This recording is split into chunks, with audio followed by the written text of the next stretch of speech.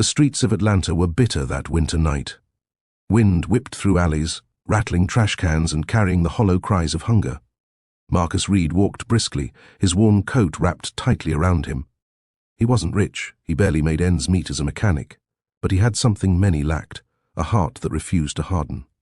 That night, as he passed an abandoned gas station, he noticed movement inside. Curiosity tugged at him. Pushing open the creaking door, his eyes landed on two children huddled against the wall. A boy, maybe 10, tried to shield his little sister from the cold with nothing but a torn hoodie. Their pale faces were gaunt, eyes wide with the kind of fear that only comes from too many nights outside. "Hey," Marcus said softly, lowering his voice so he wouldn't startle them. "What are you kids doing out here?" The boy stepped forward protectively, shaking his head. "We're fine. We don't need nothing." But Marcus saw through the bravado. The girl coughed, her thin shoulders trembling. His chest tightened. Society had written rules about who helps whom, who deserves care, who doesn't. But Marcus never believed in those rules. He extended his hand. "You can't stay here. It's freezing. Come with me. I'll get you something warm to eat." The boy hesitated, suspicion written across his face. But when the girl whispered, "Please," the decision was made. That night, Marcus led two strangers into his tiny apartment. He didn't know their names, their past, or if this choice would complicate his life. All he knew was simple. No child deserved to sleep in the cold. What Marcus didn't realize was that this single act of compassion would change his life forever, saving his soul 2 decades later. Marcus's apartment was small, just one bedroom with a couch that sagged in the middle and a kitchen barely big enough for a table. But to the two children, it felt like a palace. The boy's eyes darted around nervously, while the little girl clung to her brother's sleeve, shivering. Marcus pulled 2 bowls from the cupboard and filled them with steaming chicken noodle soup he had made earlier. He set them on the table and slid chairs out. "Go on, eat." The girl didn't wait. She devoured spoonfuls with tears streaming down her cheeks. The boy held back at first, his pride stiffening his jaw, but hunger soon won. Watching them eat, Marcus felt a lump in his throat. "What's your name?" Marcus asked gently. The boy looked up. "Ethan. And this is my sister, Lily." "How long have you been out there?" Marcus asked. Ethan hesitated, then muttered, "Since Mom left." "Dad, he's gone too." Silence fell over the room. Marcus swallowed hard. He knew abandonment. He'd grown up in foster care after his mother's struggles with addiction tore their family apart. He recognized the emptiness in Ethan's eyes, the same emptiness he once carried. You don't have to. The days turned into weeks, and the fragile bond between Marcus, Ethan, and Lily began to grow roots. Marcus juggled long shifts at the auto shop with new responsibilities, packing lunches, helping with homework, and making sure the kids brushed their teeth before bed. It wasn't easy, but every sacrifice felt worth it when he saw their smiles. Ethan was cautious, always watching Marcus with suspicion, as though waiting for him to change his mind and send them back to the streets. Lily, however, clung to Marcus's kindness, running into his arms when he came home from work. Slowly, the boy's walls began to crack one night. Marcus found Ethan sitting at the table with a torn math worksheet. Frustration lined his face. Marcus sat beside him, guiding him through each problem. When Ethan finally solved one correctly, a spark lit in his eyes. Pride, the kind he hadn't felt in years. "You're smarter than you think," Marcus said, ruffling his hair. Ethan ducked away, but not before a small smile slipped through. But not everyone approved. Neighbors whispered, staring when Marcus walked the kids to school. Some muttered comments about a black man raising 2 white children, calling it unnatural or suspicious. Marcus ignored them, holding his head high. One afternoon, the school principal called Marcus in. "Mr. Reed," she said sternly, "people are asking questions. Are you their legal guardian?" "Not yet," Marcus admitted, "but I'm working on it. Until then, they're my responsibility." The principal sighed but said nothing more. Walking out of the office, Marcus felt the weight of the world on his shoulders. Society didn't make room for men like him to be heroes. Still, Marcus had made a promise stronger than prejudice, and he intended to keep it. By spring, Marcus's 1-bedroom apartment had transformed into a home. Drawings Lily made were taped to the fridge. Ethan's textbooks stacked on the coffee table. The sound of laughter sometimes filled the rooms, something Marcus hadn't heard in years. But beneath the joy, struggles pressed heavily. Money was tight. Feeding 2 growing kids stretched his paychecks to the breaking point. Some nights Marcus skipped dinner, pretending he wasn't hungry so Ethan and Lily could eat. One Friday, his boss at the auto shop pulled him aside. "Reed, your hours are slipping. You've missed overtime 3 times this month. You want this job, you better focus." Marcus clenched his jaw, nodding. He didn't explain. How could he? That he was rushing home every evening to cook dinner, help with homework, and chase away the nightmares that woke Lily crying in the night. One evening, Ethan noticed Marcus sitting at the table, bills spread before him, head in his hands. Are we too much trouble?" the boy asked quietly. Marcus looked up sharply. "Don't ever say that. You hear me? You're not trouble. You're family now." Ethan swallowed, nodding. The boy's tough exterior cracked for the first time, and he whispered, "I never had a dad." Marcus felt a sting in his chest. He reached across the table, resting a calloused hand over Ethan's. "Well, you've got one now." The words settled heavy, but they felt right. That weekend, Marcus filed paperwork to become their foster guardian. It was a long process, filled with scrutiny and endless questions from social workers, but Marcus stood firm. The whispers in the neighborhood grew louder, the stares sharper. Yet each morning, when Ethan and Lily walked to school holding his hands, Marcus knew the struggle was worth it. Because for the first time in his life, he wasn't just surviving, he was building a family. The years rolled forward, and what began as an act of kindness had become a family stitched together by choice rather than blood. Ethan grew taller, his shoulders broadening, while Lily blossomed into a spirited young girl with a contagious laugh. Marcus carried the role of father proudly, though the world didn't make it easy. At the grocery store, people stared. At school meetings, other parents whispered. Some questioned out loud, "Why would a black man raise white kids? What's he hiding?" Marcus pretended not to hear, but Ethan and Lily did. One afternoon, Ethan came home from school with a busted lip. Marcus's heart sank as he knelt to check the injury. "Who did this?" Ethan hesitated, then muttered, "Some kids said I don't belong to you. They called me trash." Marcus clenched his fists, fury burning in his chest. But he steadied his voice. "Listen, son. People will always try to break what they don't understand, but their words don't define you. What matters is who you are, and who we are together." That night, Marcus sat both children down. He told them about his own childhood in foster care, the loneliness, the neglect, the way people looked at him like he didn't matter. "I made a promise," he said firmly, "that if I ever had the chance, I'd make sure no kid ever felt like that again. You two are my chance." Tears filled Lily's eyes as she hugged him. Ethan, quiet as always, nodded, but Marcus noticed the boy's grip linger longer than usual. Society tried to paint them as mismatched pieces that didn't fit. But in their small apartment, love was the glue that held everything together. What none of them could imagine was how this fragile bond would one day be tested, when Marcus's freedom itself hung in the balance. By the time Ethan turned 16, the small apartment had grown cramped, yet it brimmed with warmth. Marcus worked longer hours at the auto shop, sometimes pulling double shifts just to keep food on the table and save for Ethan and Lily's futures. Ethan had inherited Marcus's work ethic. He picked up odd jobs, mowing lawns, delivering newspapers, even helping at the shop when Marcus allowed it. Lily, meanwhile, threw herself into her studies, determined to make Marcus proud. But as the kids thrived, Marcus's challenges deepened. Bills piled higher, the old car he drove to work kept breaking down, and whispers in the community still hadn't quieted. Some saw him as a saint, but others questioned his motives, their prejudice sharper than ever. One evening, a neighbor confronted Marcus in the parking lot. "You think you're some kind of hero? Taking in white kids? You're nothing but trouble waiting to happen." Marcus kept his cool, but Ethan overheard. Rage flashed across the boy's face. Later that night, he confronted Marcus. "Why don't you fight back? Why do you just let them talk like that?" Marcus sighed heavily. "Because fighting with words like theirs doesn't win, son. Strength isn't about swinging fists. It's about proving them wrong by how you live." Ethan didn't understand it fully, but the seed planted in his heart would grow in time. Still, life was far from easy. Social services checked in constantly, questioning Marcus's every move.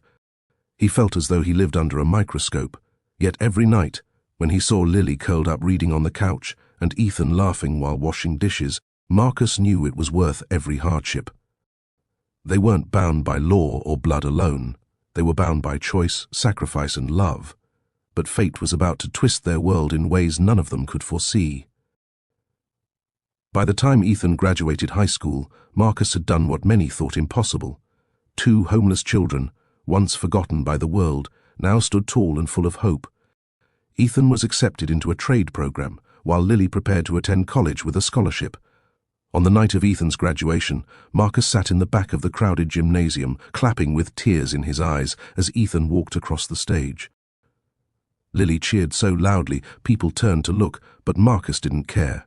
He had kept his promise. After the ceremony, Ethan hugged him tightly. "We did it, Dad." Marcus smiled. "No, son, you did it. I just gave you a roof. You did the rest. It should have been a perfect night, but destiny rarely allows peace to linger." Later that summer, Marcus's life took a violent turn. One evening, while walking home from work, he saw a fight break out near the corner store. 2 men argued loudly, shoving each other, and suddenly a knife flashed in the streetlight. Instinct pushed Marcus forward. He pulled one man back, shouting for someone to call the police. But when sirens blared and officers arrived, chaos twisted into accusation. Witnesses were confused, stories conflicted. And in the noise, Marcus, the only black man present, was handcuffed. "Wait, what are you doing?" Marcus protested.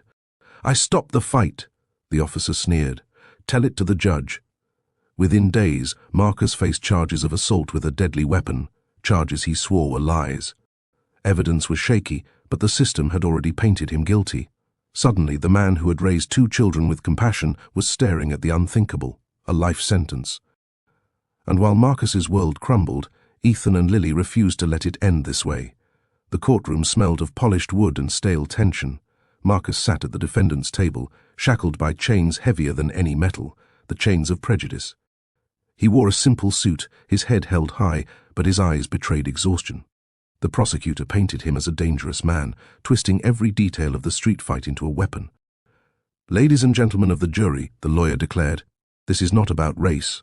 This is about violence. Marcus Reed is a threat to society."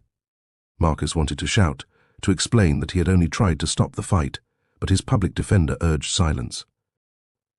From the gallery, Ethan and Lily sat together, their hands clasped tight. They were no longer the small children Marcus had rescued. They were young adults, fierce with loyalty and unwilling to watch their father fall without a fight. During recess, Ethan whispered to Lily, "We can't just sit here. We know who he really is. We need proof, something they can't ignore." Lily nodded, determination in her eyes. "If we don't fight for him, no one will." The days dragged on.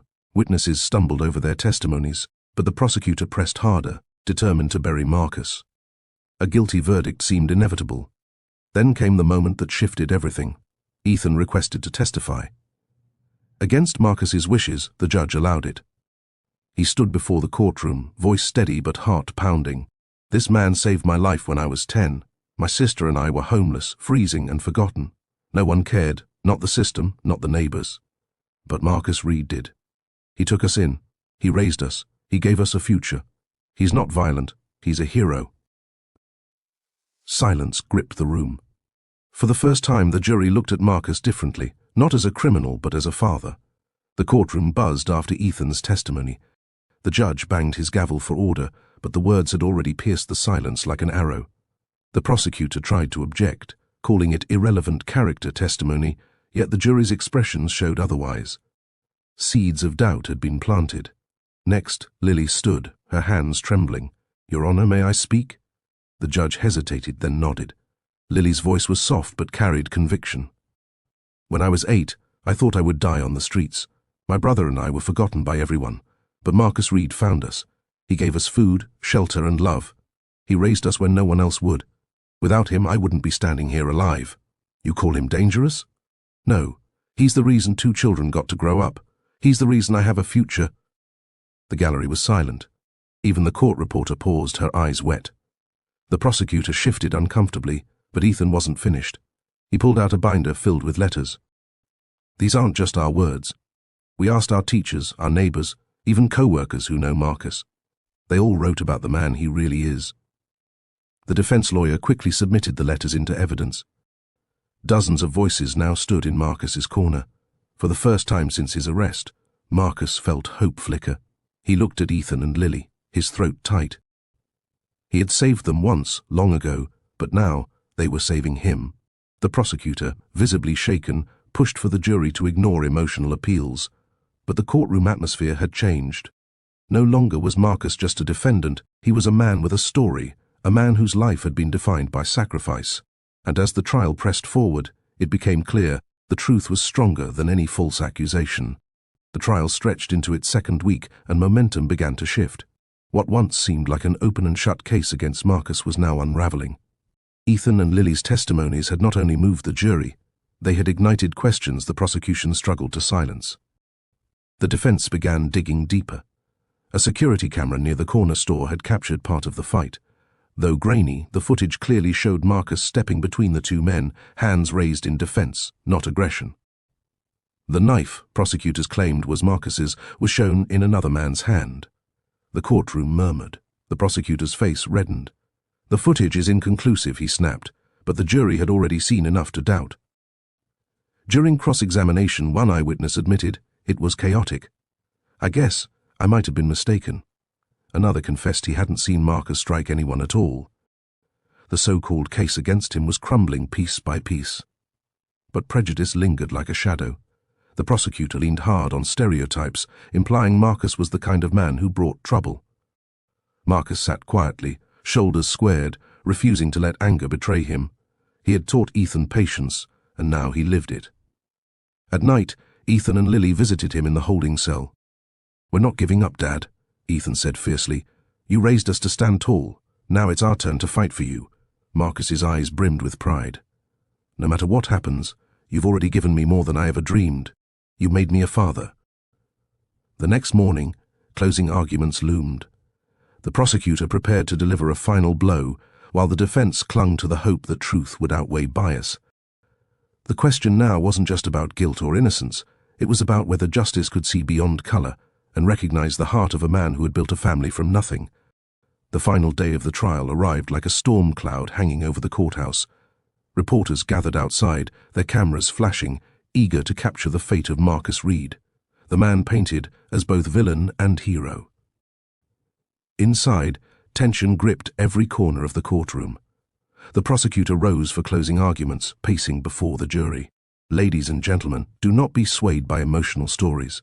The facts remain. Marcus Reed was present at the scene of a violent crime. He inserted himself recklessly, and now he must face the consequences." His voice dripped with certainty, but his words lacked the force they once carried. Then came the defense. Marcus's attorney stood, his voice calm but powerful. "This case is not about reckless violence, it's about reckless judgment. Marcus Reed is not the man the prosecution claims. He is a father, a provider, and a protector. He did not commit a crime, he prevented one. The true tragedy would be condemning an innocent man whose only crime was compassion." He paused, letting the words sink in. Ethan and Lily's testimonies were not rehearsed tales. They were the voices of children he saved. Ask yourselves, does that sound like the heart of a criminal, or the heart of a man who has given his life for others? The courtroom held its breath.